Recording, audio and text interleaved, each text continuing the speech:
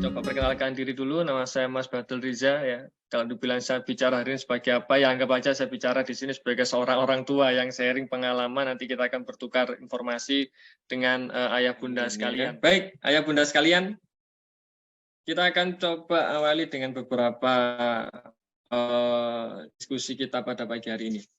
Apa yang saya sampaikan ini mungkin juga berkaitan dengan pengalaman kami pribadi. Kebetulan saya juga bergerak di bidang pendidikan formal di salah satu SMA begitu, sebagai seorang pendidik, sebagai seorang guru yang hari ini berhadapan dengan banyak sekali anak-anak usia remaja awal ya, yang kemudian mereka memiliki berbagai sikap atau perilaku yang mungkin bagi kita ini menguras emosi ya.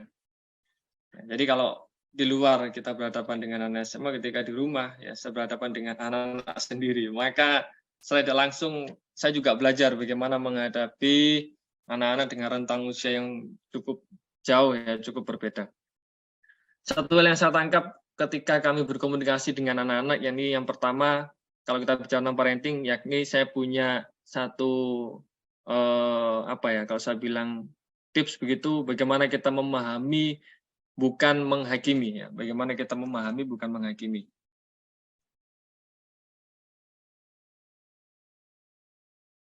Saya coba sedikit bagaimana ketika suatu saat saya ini bertemu dengan seorang anak remaja yang saya kaget karena dia perempuan. Dia ini merokok. Jadi dia bawa vapor, dia bawa rokok elektrik, dia seorang perempuan yang notabene secara akademik dia bagus. Ya, jadi secara akademik dia ini seorang perempuan, seorang remaja, siswi begitu yang baik, yang bagus. Suatu ketika saya temukan dia memakai rokok elektrik. Ya. Jadi dia ini pakai vapor, dia pakai rokok elektrik. Saya kaget, wah anggap aja namanya si Nisa begitu ya. Saya kaget ya, wah ini anak kenapa ya? Jarang-jarang dia terlihat seperti ini. Ya. Ketika anak ini menggunakan vapor, kebetulan ada satu orang guru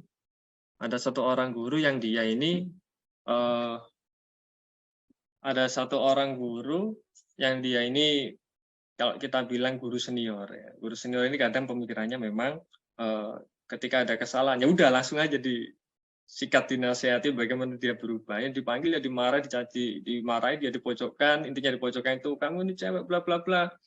Sampai suatu ketika kita melakukan sesi konseling.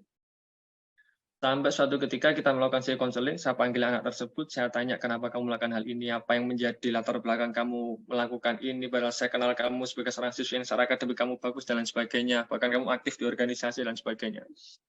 Siswi ini tadi ketika sesi konseling, dia menceritakan bagaimana dalam 6 bulan terakhir ternyata kedua orang tuanya mengalami satu problem yang kemudian suatu hari dia menemukan satu surat sidang perceraian yang dia ini dapat tidak dari orang tuanya, tapi dari tetangganya.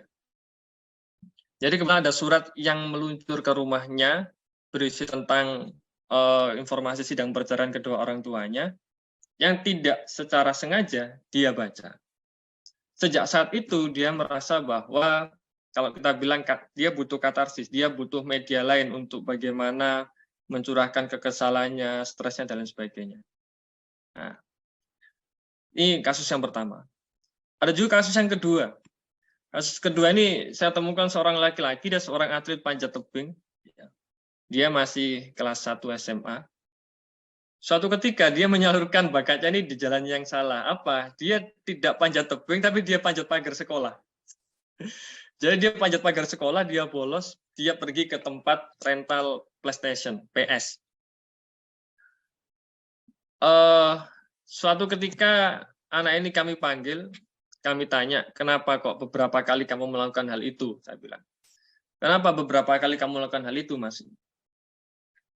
Dia menceritakan bahwa dia ini seorang anak tunggal. Kebetulan ayahnya kerja di pabrik batu bata ini di daerah Gresik Utara. Ayahnya ini sebelumnya bekerja sebagai seorang pekerja biasa, dia tidak punya jabatan. Dan setiap hari akhir pekan, setiap Sabtu dan Minggu, ayahnya selalu menyempatkan makan mie ayam atau bakso di tempat favorit mereka. Jadi anak ini dengan ibunya, dengan ayahnya setiap akhir pekan selalu makan mie ayam atau bakso, dia cerita. Sejak ayahnya naik jabatan, ayahnya jadi jarang pulang. Ayahnya jadi jarang pulang, ayahnya juga jadi jarang aja dia makan bakso, jarang aja dia makan mie ayam, yang kemudian dia merasa bahwa kemudian diabaikan oleh ayahnya. Untuk mencari perhatian, anak ini melakukan hal tersebut. Agar apa? Agar ayahnya dipanggil ke sekolah. Anak cowok ini yang kami anggap garang ketika itu, karena memang dia tuh suka loncat pagar, akhirnya suka bolos segala macam. Dia nangis. Dia ini menangis di ruang konseling. Dia nangis. Dia cuma bilang gini, aku ini kangen Pak sama ayahku. Saya kangen sama ayah saya Pak. Akhirnya kita komunikasi dengan ayahnya. Kita komunikasi dengan ayahnya, kita ajak ayahnya ke sekolah, kita tanya bagaimana perkembangan Ananda di rumah. Ternyata betul, ayahnya juga jarang pulang ke rumah karena adanya kesibukan pekerjaan. Lalu yang paling mengharukan adalah ketika ayah dan anak kita temukan, anaknya kita suruh mengungkapkan apa yang ada di hatinya, dia bilang, apa yang ingin kamu ungkapkan ke ayahmu? Dia nangis, dia bilang, aku cuma pengen setiap minggu kita bisa makan lagi bakso atau mie ayam bersama. Oh, itu bikin kita juga terenyuh. Kenapa? Karena ternyata hal yang sepele seperti ini bisa menjadi sebuah formula untuk seorang anak melakukan hal yang tidak kita inginkan atau di luar aturan yang kita harapkan. Maka kalau kita bicara tentang memahami bukan menghakimi, akhirnya saya muncul seperti ini bahwa ketika kita menghadapi seorang anak, ketika kita menghadapi perilaku seorang anak, kita tidak boleh serta-merta memposisikan anak ini sebagai subjek atau tersangka kesalahannya. Jangan-jangan dia adalah korban dari lingkungan yang kurang tepat. Jangan-jangan dia korban dari lingkungan yang kurang tepat. Karena ketika kita memposisikan anak sebagai seorang subjek atau tersangka, maka yang muncul adalah judgment. Bagaimana kita melihat bahwa semua perilaku kesalahannya adalah kendali dirinya, utuhnya. Tidak ada unsur dari eksternal dia, ini betul-betul dari internal dirinya. Ini yang akhirnya menjadikan kita terbawa emosi untuk memberikan judgment atau sebuah hukuman. Karena kita memberikan judgment atau cap bahwa dia adalah seorang tersangka. Saya punya cerita lain, teman-teman semua. Pernah suatu ketika di sebuah kereta, kereta ini sudah mulai masuk waktu sore, ya. Beberapa penumpang sudah mulai tidur, teman-teman semua. Ketika beberapa penumpang mulai tidur, ada 2 orang anak yang dia ini lari. Dia berlari di dalam kereta. Berlari dalam kereta, ke sana, kemari. Yang akhirnya membuat salah satu seorang penumpang perempuan merasa risih. Perempuan ini marah akhirnya. Dia marah. Mukanya merah, dia marah, dia berdiri, dihampiri seorang kakek tua yang kebetulan dia yang membawa 2 orang anak ini. Lalu si perempuan tadi marah sama si kakek, bilang, "Kek, tolong cucunya, anaknya ini disuruh berhenti. Mereka mengganggu kita nih untuk istirahat." Apa yang dijawab oleh si kakek? Kakeknya bilang, "Mohon maaf, saya tidak bisa menghentikan mereka." Makin marah. Perempuan tadi makin marah. Makin marah, dia makin naik nadanya. "Kek, kok bisa begitu?" Ini kan cucu kakek. Tolong disuruh berhenti. Akhirnya kakek itu menjawab, "Mohon maaf, saya tidak bisa menyuruh mereka berhenti, karena kebetulan 1 minggu yang lalu, kedua orang tua mereka meninggal karena kecelakaan. Dan baru hari ini saya lihat mereka bisa tertawa lepas seperti ini sejak ditinggal kedua orang tua mereka." Ketika wanita itu menjawab jawaban si kakek tua, wanita tadi yang awalnya emosi, wanita tadi yang awalnya geram, marah, wajahnya berubah menjadi empati. Dia duduk kembali, melihat canda tawa anak itu bukan sebagai gangguan, tapi sebagai sebuah hiburan. Kasihan ya mereka. Apa manfaatnya? Apa artinya? Artinya, ketika kita melihat anak-anak kita atau orang lain yang melakukan satu kesalahan, maka jangan serta-merta kita melakukan judgement, tapi apa yang kita lakukan? Kita cari apa yang menyebabkan mereka melakukan hal tersebut. Apa yang menjadikan mereka tidak mampu mengendalikan dirinya untuk berbuat baik sehingga terjerumus dalam kegiatan-kegiatan seperti itu. Ini yang menarik. Maka kita awali materi kita dengan kesadaran bahwa setiap anak itu ketika melakukan perbuatan yang mungkin negatif dan tidak kita sukai, bisa jadi itu bukan kehendak dia, tapi karena ketidakmampuan dia menghindari perilaku itu, dan mereka butuh orang dewasa untuk mengarahkan. Nah, maka jangan menuduh terlebih dahulu, ya. Pahami terlebih dahulu sebelum menghakimi. Jangan berikan judgment question, tapi berikan pertanyaan untuk menyelidiki apa yang sebenarnya terjadi. Gaya komunikasi apa yang kita lakukan, ayah bunda? Yang pertama, menghargai pesan anak. Beri waktu yang cukup untuk anak menyampaikan isi pikirannya. Ya. Tunjukkan sikap menghargai apapun yang anak sampaikan. Ya. Jangan meremehkan penuturan anak sekalipun itu adalah hal yang sepele. Mungkin ini sering terjadi pada kita, bahkan saya pribadi ketika anak-anak kita ya, ketika anak saya yang usianya 1 tahun 6 bulan ini ya, atau mungkin ketika anak saya usia 6 tahun itu masih kecil, ketika mereka bercerita dan kita anggap itu sebagai sesuatu yang sepele, maka kita bilang, nggak mungkin ya. Mungkin ketika mereka bertengkar sama temannya, seringkali mungkin kita menyampaikan bahwa, wah yang salah pasti kamu ini, pasti kamu yang mulai, udah. Nah, ini sesuatu yang tidak, yang kurang tepat ya, bagi kita sebagai orang tua. Maka berikan waktu yang cukup untuk anak menyampaikan isi pikirannya. Ya. Jangan beranggapan bahwa setiap perkataan yang disampaikan anak itu sesuatu yang sepele dan tidak perlu didengarkan. Maka berikan waktu yang cukup untuk anak untuk memberikan atau menyampaikan isi pikirannya. Dan yang menarik adalah ketika kita bilang bahwa jangan sampai kita menghakimi terlebih dahulu, saya berpikiran bahwa tidak ada anak bodoh, yang ada hanya lingkungan yang kurang tepat. Ya. Jadi tidak ada anak bodoh, yang ada hanya lingkungan yang kurang tepat. Bagaimana kita menghargai bakat minat anak, bagaimana kita menghargai kemampuan anak, bagaimana kita menghargai potensi anak. Ya. Saya akan berikan sebuah contoh ya, terlepas dari ini sebuah fakta atau bukan. Ya. Teman-teman tahu nggak ini foto siapa? Bisa di-chat di kolom komentar ya. Ada yang tahu nggak ini foto siapa? Bukan anak saya, Mas Riza. Oh ya, bukan ya. Ada yang tahu foto siapa?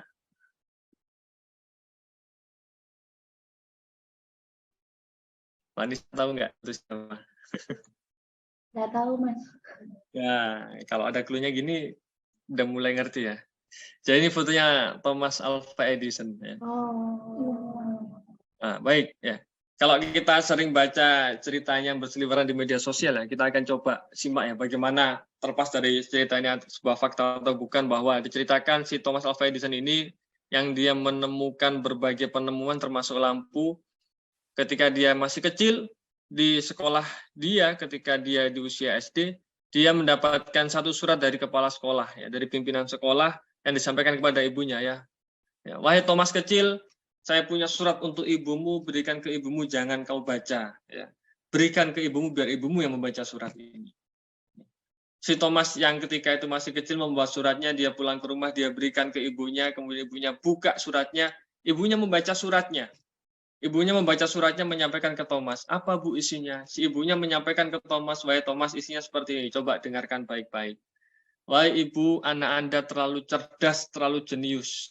Sekolah kami tidak mampu mengikuti kecerdasan dan kejeniusan anak ibu. Maka dengan terpaksa kami mengeluarkan anak ibu untuk dipindahkan ke sekolah yang lebih baik. Si Thomas yang mendengar ini merasa takjub ya. Ibunya memberikan motivasi, kamu terlalu pintar, kamu terlalu jenius, sekolah tidak mampu memberikan pendidikan pengajaran kepada kamu. Kita akan cari sekolah lain, atau mungkin ibu sendiri yang akan mengajari dirimu. Sampai dengan si Thomas ini beranjak dewasa. Ya. Thomas dewasa kemudian pindah rumah. Suatu ketika si Thomas dewasa ini yang sudah menemukan berbagai penemuan, dia kembali ke rumah masa kecilnya. Ketika dia kembali ke rumah masa kecilnya, tidak sengaja dia buka sebuah laci dan dia lihat ada sebuah surat dulu yang ketika dia kecil dia dapatkan dari sekolahnya. Lalu si Thomas dewasa kemudian buka surat itu, ternyata isi suratnya berbeda dengan apa yang dibacakan oleh ibunya. Karena sebetulnya isi suratnya adalah, wahai ibu, anak Anda terlalu bodoh, anak Anda terlalu idiot, terlalu tidak pintar, ya, sehingga sekolah kami tidak mampu mengajari anak Anda. Maka anak Anda kami keluarkan. Membaca surat tersebut, si Thomas dewasa kemudian merasa bahwa ibunya berjasa sangat luar biasa untuk memotivasi dirinya dalam kehidupan. Ini yang saya bilang bahwa sebetulnya tidak ada anak bodoh, tidak ada anak nakal, yang ada hanyalah lingkungan yang kurang tepat. Yang ada hanyalah lingkungan yang kurang tepat.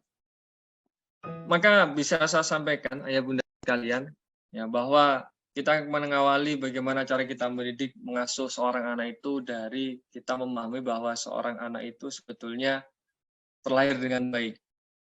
Saya masih ingat tahun 2012 ya, kami bergabung dengan teman-teman ASA Surabaya, Advokasi Sadar Autis Surabaya, salah satu komunitas di mana para orang tua yang memiliki anak autis di sana berkumpul untuk kemudian mereka bersama-sama saling support ya, dan juga saling berusaha untuk menguatkan satu sama lain.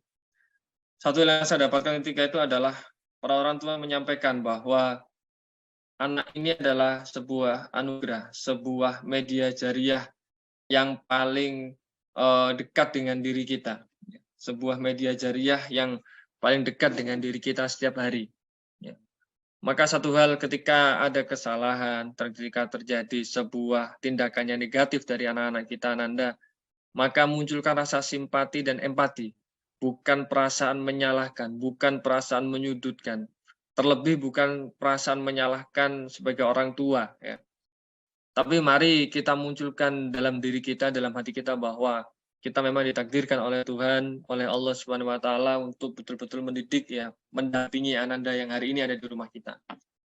Maka untuk yang pertama tadi ada beberapa tips. Yang pertama, biasakan dialog dengan anak ya. Hindari bicara hanya ketika ada persoalan ya. Saya yakin ayah bunda sudah sering ya melakukan hal ini, membiasakan dialog dengan anak ya. Jadi kalau saya ini setiap hari ketika anak pulang dari sekolah, selalu saya tanya, tadi sudah kenal teman baru enggak? Kadang kita kasih challenge, nanti harus kenal 2 teman baru lagi ya. Kalau enggak gitu, kita kasih makanan kecil, permen kue, saya sampaikan ke anak saya yang masih usia 6 tahun, ya. Saya bilang, nanti ketika di sekolah, kue ini harus diberikan ke 2 anak yang berbeda dari kemarin. Ketika pulang kita tanya, tadi ngapain aja ketika di sekolah, dan lain sebagainya. Ya, menunjukkan sikap atensi saat berkomunikasi, ya. Tidak berbicara sambil berlalu atau bermain handphone. Mengelola emosi ketika berinteraksi. Ya. Tadi yang saya bilang bahwa ketika anak melakukan kesalahan, ingat bahwa seorang anak ini mungkin adalah korban ketidakmampuan dia mengendalikan dirinya. Ketika mindset kita berpikir bahwa kesalahan anak itu adalah dampak dari ketidakmampuan dia, maka yang muncul bukan emosi menghukum, tapi empati membantu. Saya ulangi, bukan emosi menghukum, tapi empati untuk membantu dia untuk bisa mengendalikan dirinya. Yang setelahnya adalah hargai pesan anak, ya, jangan remehkan yang disampaikan anak, apapun itu. Ya. Memberikan kepercayaan pada anak, ya. Jangan didominasi dengan nasihat dan ceramah, ya. Tapi dengarkan dulu apa yang mereka sampaikan dan berikan apresiasi pada anak, jangan banyak mengkritisi. Kebetulan anak itu mengalami keterlambatan bicara. Dia berusia sekitar 4,5 tahun sampai 5 tahun. Tapi kemampuan dia berbicara itu sangat kurang. Satu hal yang kami perhatikan, kebetulan ayah ibunya ini menikah muda, ya. Jadi menikah ketika lulus SMA, yang kemudian orang tuanya ini mereka lebih sibuk dengan bagaimana mereka bekerja, mencari pekerjaan kedua-duanya, dan anak ini diasuh oleh orang tua si ayah dan ibunya, oleh neneknya. Ya. Yang memang setiap hari sangat jarang diajak berbicara, berkomunikasi, sangat jarang. Mungkin ya ini menjadi salah satu penyebab ya, hal tersebut terjadi, keterlambatan bicara itu menjadi muncul. Maka biasakan dialog dengan anak ya, biasakan dialog dengan anak. Ini yang harus sering kita lakukan, menanyakan aktivitas-aktivitas sederhana dia di luar rumah. apa yang sudah dilakukan, apa yang terjadi, dan sebagainya. Untuk memunculkan bonding kita sebagai orang tua dengan Ananda. Yang selanjutnya adalah yang kedua, menumbuhkan kesadaran internal ya. Jadi menanamkan nilai baik dan buruk bukan sekedar benar dan salah. Maksudnya gimana Mas Riza? Saya kasih analogi kita sebagai orang dewasa mungkin ya. Nah ini bisa dijawab dalam hati nih ya. Ayah bunda, ketika kita keluar pakai motor ya, kalau kita keluar pakai motor, biasa kita ada yang pakai helm, ada yang nggak pakai helm. Ketika kita pakai helm,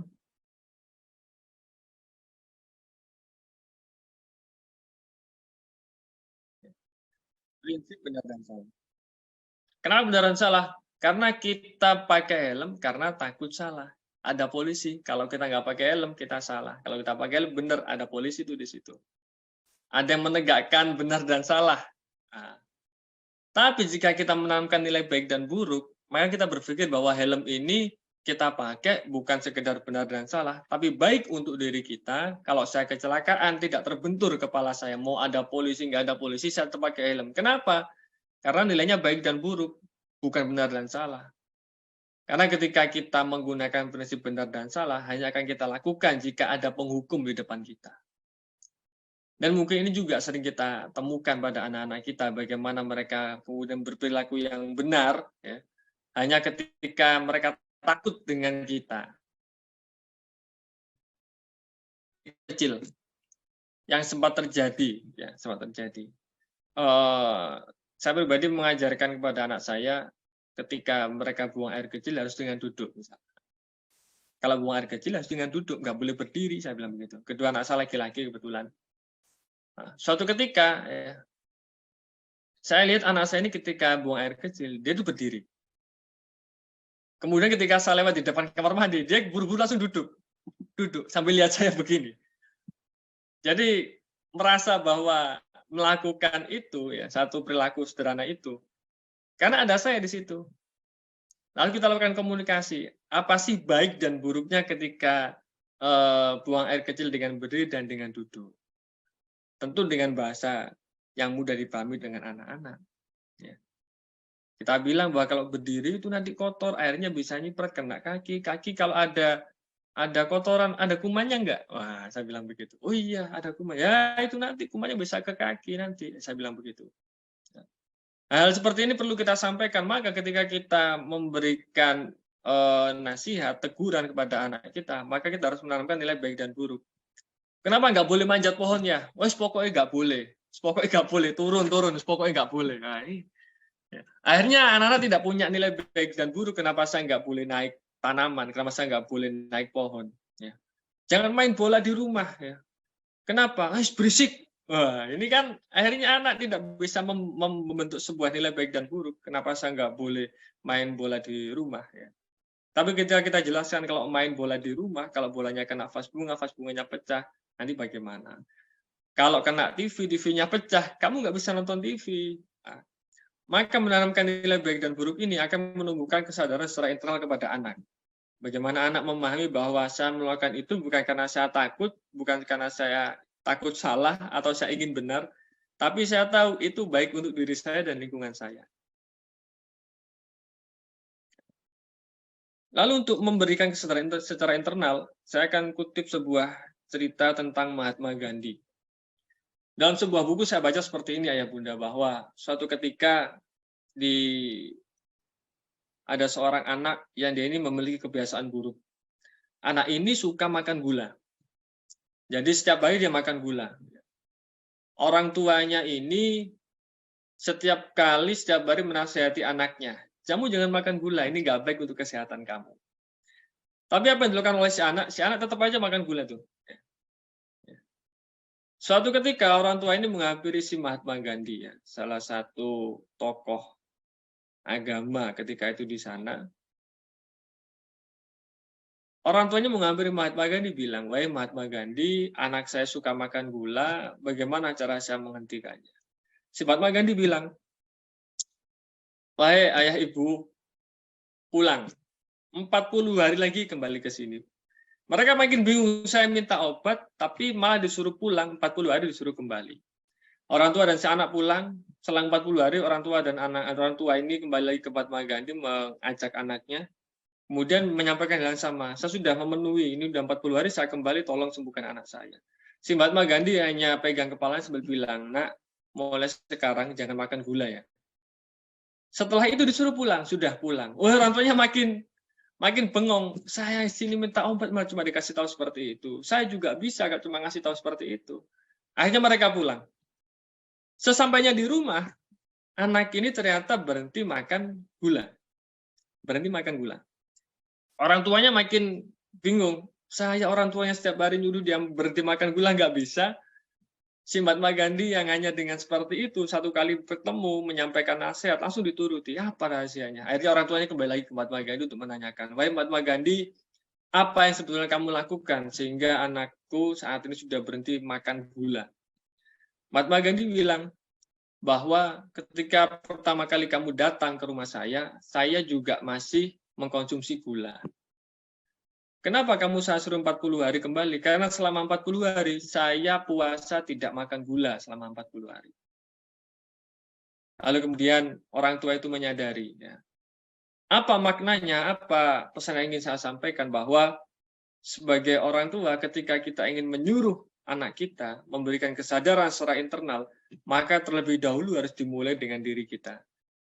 Terlebih dahulu dimulai bagaimana kita menjadi role model anak-anak kita. Maka boleh saya sampaikan bahwa lakukan apa yang kita katakan dan hanya katakan pada apa yang kita lakukan. Karena anak adalah seorang saya kira kita semua sepakat bahwa anak-anak kita ini adalah peniru yang ulung. Ya. Anak-anak kita ini peniru yang ulung. Bagaimana anak itu butuh role model, ya, tidak hanya sekedar kata-kata kepada mereka, tidak sekedar nasihat, tapi bagaimana mereka melihat langsung. Anak saya sekarang usia 1 tahun 6 bulan, ya, 1 tahun 6 bulan, 7 bulan. Itu ketika dia lepas baju, sudah bisa memasukkan ke mesin cuci. Karena setiap kali saya lepas baju kotor, saya selalu masukkan ke mesin cuci. Begitu juga dengan kakaknya, saya bilang, kalau baju kotor mana tempatnya, mesin cuci.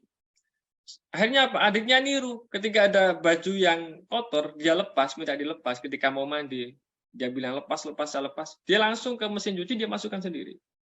Ini hal sederhana bisa ditiru oleh seorang anak-anak. Maka saya bilang bahwa anak ini peniru ulung. Maka selain kesadaran internal yang kita berikan secara kata-kata, maka kita juga harus memberikan role model kepada anak.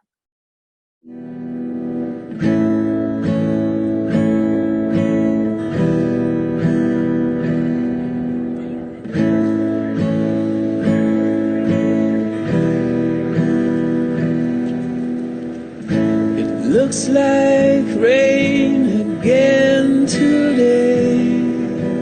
Dark clouds gather and fill the sky.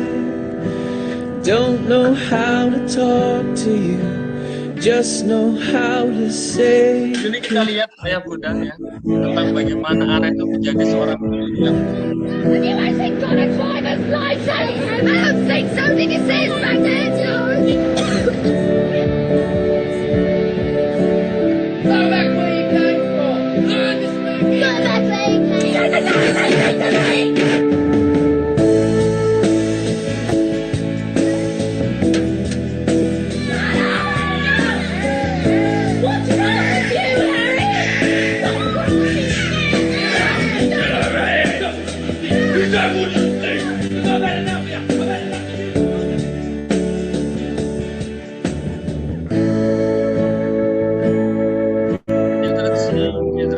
orang itu akan melihat dan seorang anak itu akan melakukan, ya. Seorang anak itu akan melihat dan seorang anak itu akan melakukan. Children see, children do. Video tadi menunjukkan bahwa seorang anak itu seorang peniru yang ulung. Maka cara kita berkomunikasi juga harus menyesuaikan seorang anak. Kalau kita kenal namanya membangun raport, bagaimana kita membangun hubungan kita dengan seorang anak, kita akan coba perhatikan, coba flashback. Ketika kita ngomong dengan anak kecil, kita harus jongkok ketika ngomong. Nggak mungkin kita berdiri, anak kita di bawah, kita ngomong sambil nunduk ke bawah. Akan merasa kurang nyaman. Maka akan lebih nyaman ketika kita ngobrol dengan anak-anak kita akan jongkok, ya, kemudian kita ngomong. Ini menunjukkan bahwa kita butuh, ya, kita juga butuh menyamakan bagaimana kita komunikasi dengan anak-anak kita. Tips untuk yang kedua, cara kita berkomunikasi adalah menunjukkan sikap atensi saat berkomunikasi. Ya. Letakkan dan tinggalkan sejenak aktivitas apapun ketika sedang berkomunikasi. Ya. Dan fokus menyimak anak ketika sedang berkomunikasi. Mungkin ini yang seringkali kita lalai. Apa? Misal kita lagi kerja depan laptop, anak kita datang, dia cerita. Mungkin kita akan lanjutkan ngerjain kerjaan kita sambil dengerin mereka tanpa melihat mereka. Ya. Ini mungkin juga sering menjadi kelalaian kita sebagai orang tua. Bahwa kadang anak itu ketika mau komunikasi harus kita ratap matanya, kita dengarkan secara seksama, kan begitu.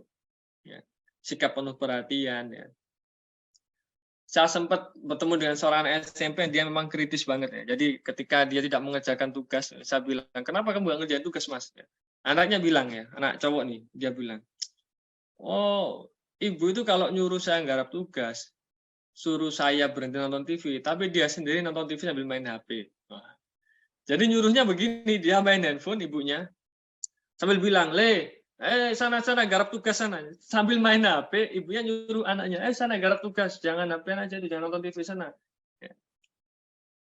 Tapi sambil main handphone ibunya. Nah, harusnya ditaruh handphonenya, diambil anaknya, disampaikan, kamu yang belum tugas apa? Ini saya ambilkan bukunya, ayo dikerjakan. Maka hindari menggurui ya. Menggurui, mencecer atau memerintah. Nah, makanya jangan malas ya, lain kali tasnya diperiksa supaya tidak ada barang tertinggal. Lalu apa maksudnya yang dilakukan? Yang dilakukan adalah, kalau tadi dilarang menggurui, maka lawannya adalah menceritakan pengalaman. Ya. Kalau menggurui, maka jangan malas, lain kali tasnya diperiksa supaya nggak ada barang yang tertinggal. Diganti dengan memberikan sebuah cerita pengalaman kita pribadi. Dulu ya, ayah ini kalau ketinggalan membuat buku PR, kan dimarahin sama guru nih. Daripada besok dimarahin lagi, ayah biasa kalau malam langsung nata buku pelajaran di buku. Nah, gitu. Kalau tadi dilarang untuk mencecar, ya, diganti dengan menyatakan situasi yang ada. Ya. Wah, pulangnya terlambat, kelihatan capek ya. Gitu. Tadi kenapa kok pulang terlambat? Tidak langsung dicecar dengan sebuah kalimat, kenapa baru pulang, kemana aja, main terus, segala macam. Ya. Anak saya ini kalau udah libur puasa, libur sekolah, dia mulai jam 8 pagi sampai dengan jam 11 siang, atau mungkin jam 11:30, pasti main keluar. Ketika azan zuhur kedengeran, baru dia pulang tuh, biasanya. Wah. Ketika dia telat, misal udah azan kok belum pulang, pasti kita tanya, kamu kemana? Kok nggak dengar ada azan, kok nggak pulang? Kenapa? Tadi main kemana? Di sebelah mana? Kok lama? Bukan langsung memberikan teman jas, wah kamu ini kemana aja, udah tahu duhur nggak pulang, segala macam. Atau memerintah ya, kerjakan PR sekarang ya, diganti dengan sebuah pilihan atau penawaran. Juga bisa dengan ajakan, bukan ayo kerjakan PR-mu sekarang, tapi mari kerjakan PR-mu. Kita ajak ya, bukan kita suruh. Atau kita berikan pilihan, ya Dek, mau kerjakan PR-nya sekarang atau 30 menit lagi. Ya. Kalau dalam bahasa NLP namanya double bind, ya, memberikan dua pilihan yang kedua-duanya sebetulnya memiliki satu tujuan. Apa? Mau sekarang atau 30 menit lagi, tujuannya cuma satu, ngerjain tugas atau ngerjain PR. Ya. Jadi misal kita mau menginstruksikan atau minta tolong kepada anak kita untuk membersihkan makanannya yang jatuh, ya, kita kasih pilihan, Dek, ya, mau bersihkan makananmu ini atau Abi yang bersihkan tapi kamu yang cuci piring. Nah, sama-sama memberikan dua pilihan yang sifatnya adalah membantu kita mengerjakan tugas kesalahannya dia tadi. Ya, memberikan pilihan, dua pilihan yang sebetulnya kedua-duanya mengarah pada satu tujuan. Nah, tips yang ketiga adalah konsekuensi logis bukan hukuman. Ya. Konsekuensi logis bukan hukuman. Sekarang di berbagai sekolah formal saya sudah menerapkan ini. Artinya apa? Konsekuensi logis ini memberikan satu konsekuensi terhadap kesalahan dia yang berhubungan dengan perilaku dia. Misal, ketika anak kita bertengkar dengan temannya, kemudian kita hukum dengan dia, mengurung dia di dalam kamar, ini nggak ada hubungannya. Nggak ada konsekuensi logis. Apa hubungannya bertengkar dengan dihukum di dalam kamar? Maka harusnya yang pertama kali dilakukan adalah menanyakan kenapa bisa bertengkar, kemudian mengajak dia untuk bertemu dengan temannya dan minta maaf kepada temannya. Ketika anak kita mungkin memecahkan gelas, maka kita berikan konsekuensi logis apa? Ya udah, ayo sama ayah kita bersihkan gelasnya sama-sama. Jangan diulangi lagi. Ya. Jadi ketika kita melihat anak kita melakukan satu kesalahan, bukan hukuman yang diberikan, tapi memberikan konsekuensi logis terhadap perilaku itu. Garis bawahnya adalah adanya kesadaran internal bahwa yang dia lakukan salah dan dia harus memperbaiki kesalahan itu ke depan. Ya, maka yang pertama adalah terapkan konsekuensi yang berhubungan dengan kesalahan. Misalnya, meminta kakak berusaha memperbaiki mainan adik yang dirusaknya, bukan mengurungnya di sebuah ruangan atau menjewernya. Ya. Kita kan biasa begini ya, kalau emosi masih level 1 pakai 1 jari ya. Apa 1 jari nunjuk-nunjuk kamu itu gitu ya. Kalau level 2 udah mulai marah pakai 2 jari. Apa 2 jari? Pakai jempol sama telunjuk ya enggak? Kita cubit nih anak kita. Oh, kita cubit. Kalau udah di level ketiga pakai 5 jari apa? Kita pukul anak kita kan begitu.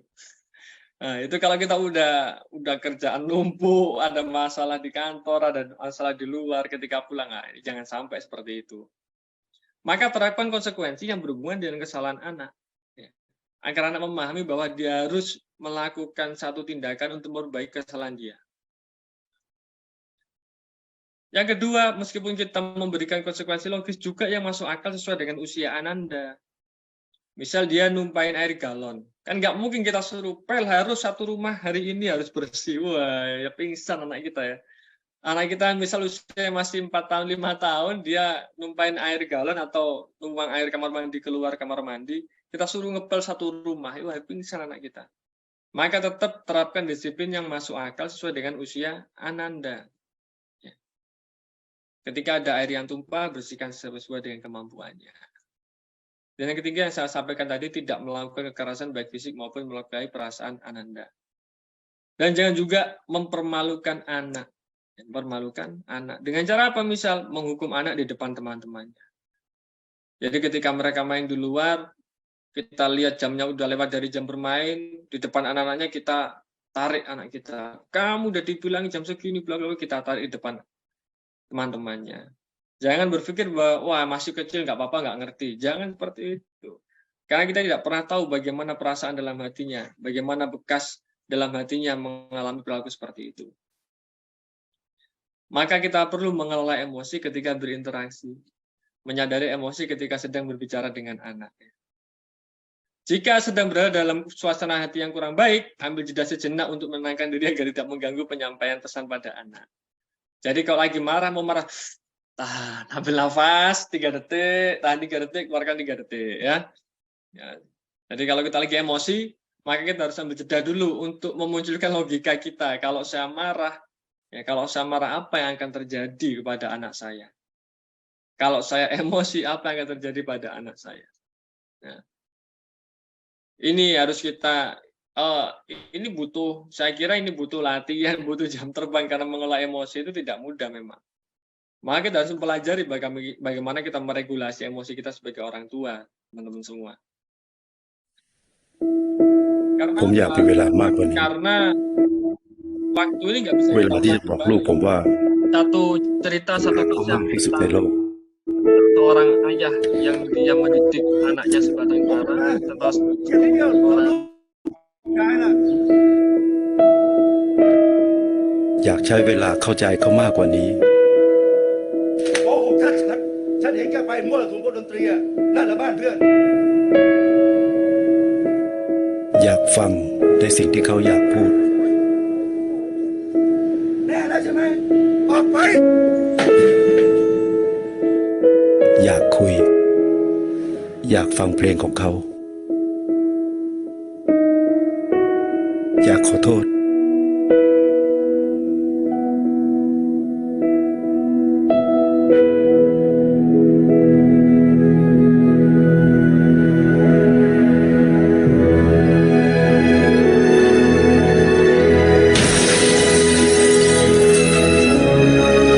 ก็อย่างที่ผมบอก ผมอยากมีเวลามากกว่านี้ เวลาที่จะได้ทำในสิ่งที่ผมยังไม่ได้ทำ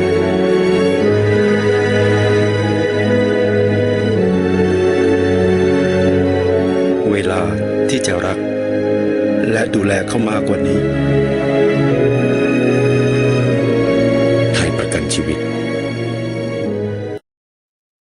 satu kisah tentang seorang ayah yang kemudian dia punya seorang anak yang jadi seorang penyanyi, tapi orang tuanya nggak setuju karena emosi anaknya diusir dari rumah. Anaknya diusir dari rumah sampai suatu ketika anak ini berhasil bikin sebuah konser solo, tapi ketika orang tua ini ingin hadir, waktu tidak memberikan kesempatan orang tua ini untuk bertemu atau berjumpa dengan anaknya.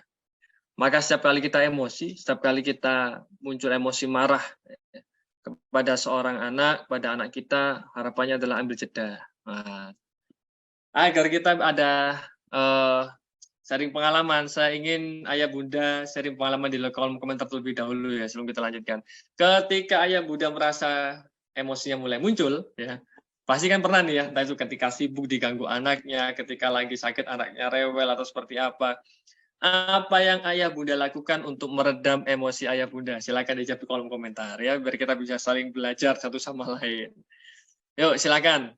Ayah bunda sekalian, saya ingin sharing, silakan di kolom komentar apa yang ayah bunda lakukan ketika menghadapi anak yang mulai rewel, mulai menjengkelkan untuk bagi kita, apa yang kita lakukan? Ya, ditinggal keluar dulu ya. Kalau kita biasanya panggil istrinya, ini loh anaknya, aku tak keluar dulu. Nah, karena kita emosi, meredam emosi atau bagaimana? Yuk, apa yang Anda lakukan ketika anak Anda mulai membuat Anda emosi? Saya sembunyi di kamar ya, jangan kamar tetangga ya. Saya sembunyi di kamar ya. Pergi dulu biar lebih tenang ya. Ini juga sering kita lakukan ya. Kita pergi dulu lah biar lebih tenang.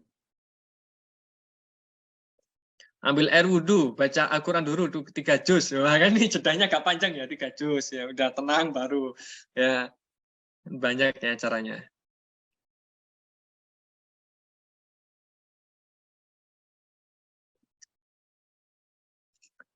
Berdiam diri sejenak sambil ngeteh ya. Ibunya ngeteh, ayahnya ngopi, anaknya nyusu di rumah. Ya, pas kan ya?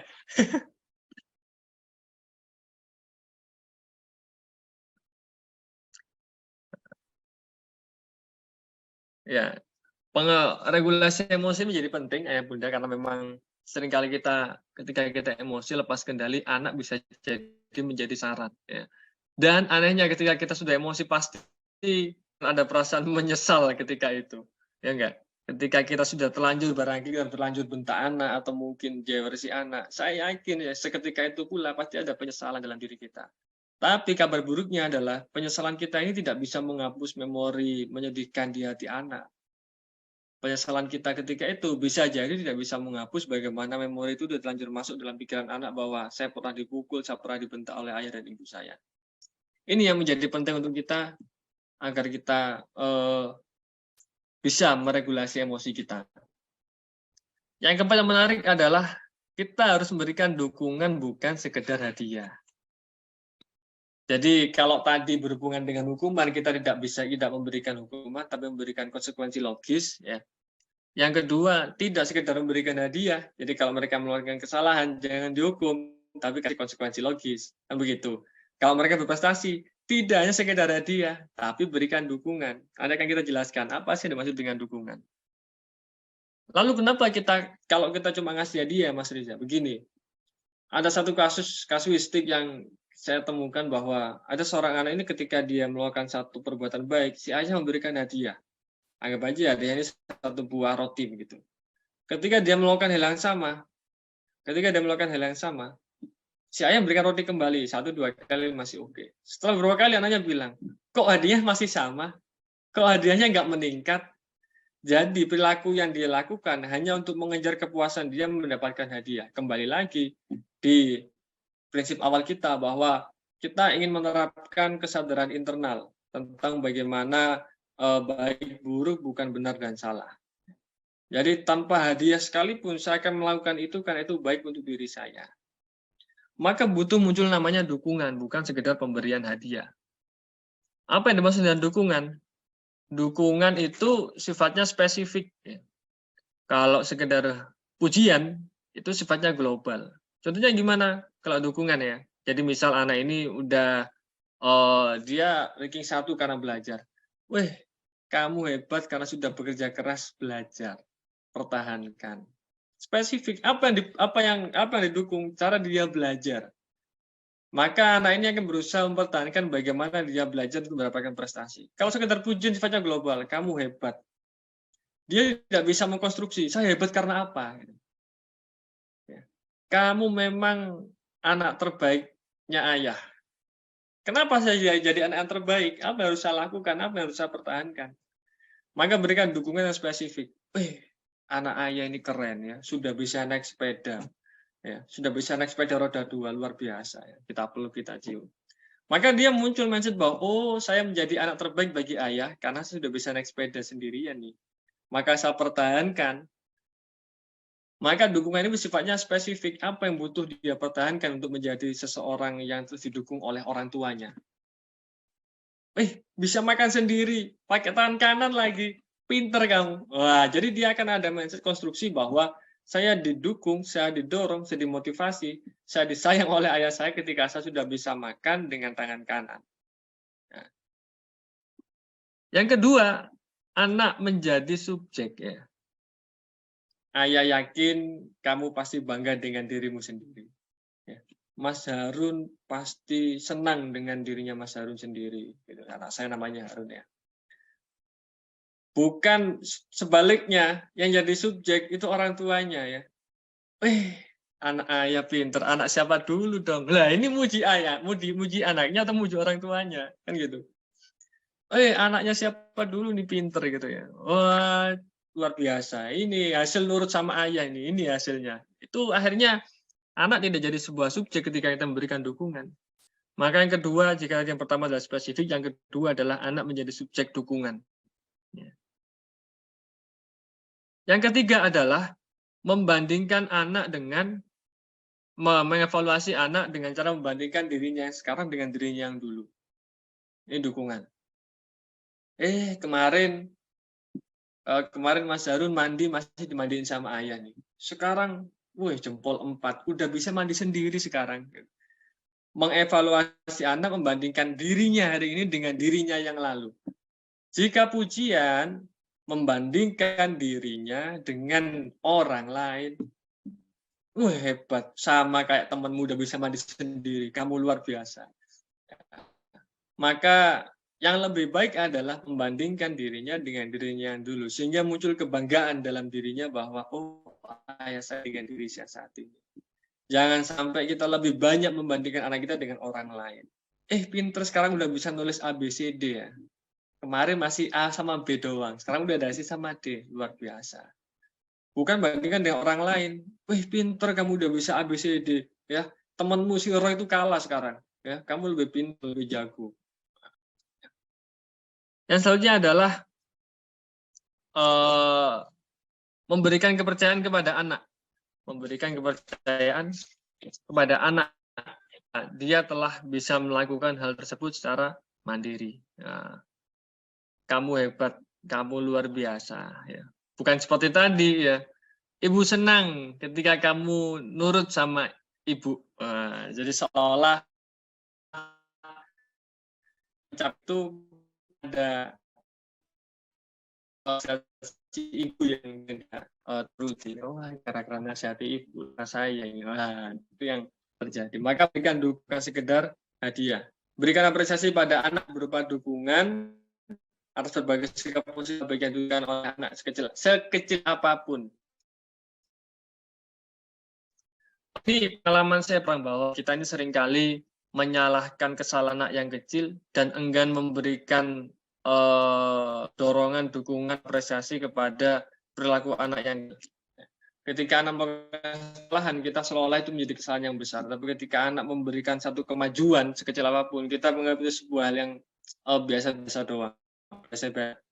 Kita hindari ya, teman-teman, berikan apresiasi kepada anak kemajuan sekecil apapun yang mereka lakukan, dan jangan mudah menjudgment, menghukum atau menegur kesalahan anak ketika dia melakukan kesalahan itu, dan berikan kepercayaan pada anak ya. Hindari merasa selalu paling benar dan paling tahu dibandingkan anak. Berikan kesempatan anak untuk percaya dengan dirinya sendiri. Saya punya siswa ini kebetulan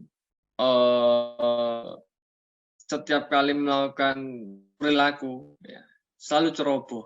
Selalu ceroboh itu gimana? Selalu salah. Bahkan ketika kita suruh maju ke depan kelas, tolong hapus tulisan di papan tulis. Dia nggak mau, karena dia merasa, nanti saya salah, Pak.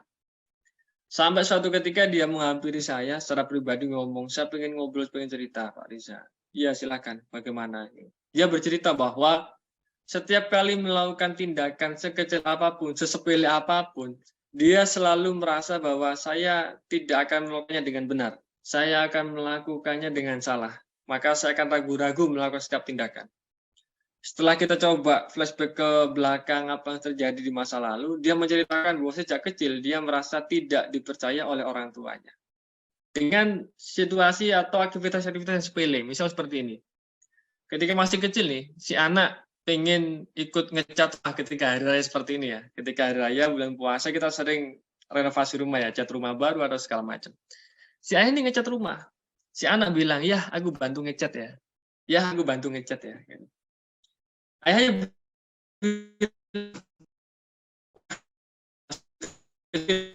tidak bisa. Jangan ngecat nanti salah semua. Jangan ngecat nanti salah semua. Udah biar ayah aja, kamu nggak bisa. Akhirnya ini sesuatu masih salah satu contoh. Dan banyak lainnya ketika dia melakukan itu, ayah selalu bilang, kamu nggak bisa, kamu nggak mungkin betul, kamu masih kecil, kamu nggak mampu, dan segala macam. Dengan hal yang sepele seperti itu. Termasuk memilih baju, misal. Dia memilih baju, oh dipilihkan orang tua kok nggak mau, kamu nggak bisa milih, yang bagus itu jelek. Gitu. Nah, bahkan untuk memilih baju sekalipun, dia merasa ragu apakah ini baik, pantas buat dirinya atau enggak. Sejak dia kecil. Sampai dengan dia dewasa, dia merasa dia tidak bisa menentukan apa yang harus dilakukan secara mandiri. Karena apa? Karena orang tua tidak memberikan kepercayaan secara penuh pada anak-anak. Ya.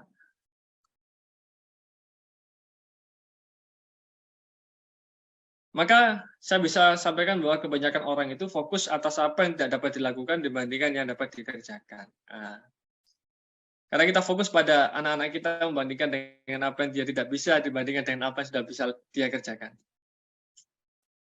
Dan ini saya yakin sempat terbesit di pikiran kita semua sebagai orang tua. Saya sama istri ini sering komunikasi ketika anak saya ini usia yang 6 tahun tadi ya, belum bisa ngaji ketika itu, belum bisa baca Al-Quran. Kita selalu bandingkan, ya, itu usianya lebih mudah tapi sudah khatam Al-Quran. Anak kita kok belum ya? Sebaliknya mungkin anak di sana belum bisa menulis abjad ABCD FU sampai Z, tapi anak kita udah bisa, saya bilang gitu. Maka fokuslah pada apa yang sudah bisa dikerjakan sama anak kita, dibanding kita fokus pada apa yang belum bisa dikerjakan oleh anak-anak kita. Sehingga kita merasa bahwa kemajuan yang dilakukan oleh anak kita itu lebih berharga. Bukan sebaliknya. Ya. Kita akhirnya pesimis kita karena melihat kemajuan anak lain atau orang lain.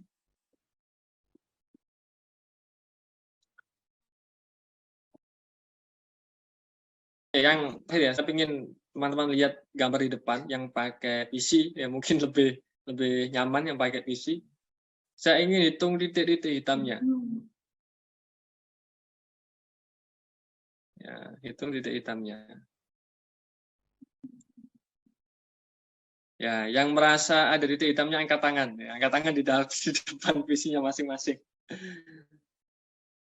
Yang merasa tidak ada titik hitamnya juga angkat tangan. Nah, yang merasa titik hitamnya pindah-pindah juga angkat tangan. Jadi kalau kita lihat di depan PC ini teman-teman semua ya, maka gambar ini akan seolah-olah muncul titik hitam di masing-masing lingkaran putih di tengah-tengah kotak hitam ya. Ada titik hitamnya pindah-pindah, titik hitamnya hilang timbul ya. Ya. Karena apa? Ini namanya teori halusinasi dalam psikologi, bahwa yang memunculkan titik hitam pindah-pindah ini adalah pikiran kita. Sebetulnya nggak ada titik hitam teman-teman, tapi titik hitamnya seolah muncul ya. Yang memunculkan siapa? Pikiran kita. Maka bisa jadi teman-teman semua, ayah bunda, ketika kita berbicara bahwa anak saya nggak mampu, tik satu titik hitam muncul di pikiran kita. Loh, anak saya kok nakal? Tik 2 titik hitam di pikiran kita. Wah, saya nggak mampu jadi seorang orang tua. Tik 3 titik hitam ada di pikiran kita. Semakin banyak pikiran negatif dalam pikiran kita, semakin banyak pula titik hitam di pikiran kita, maka jangan heran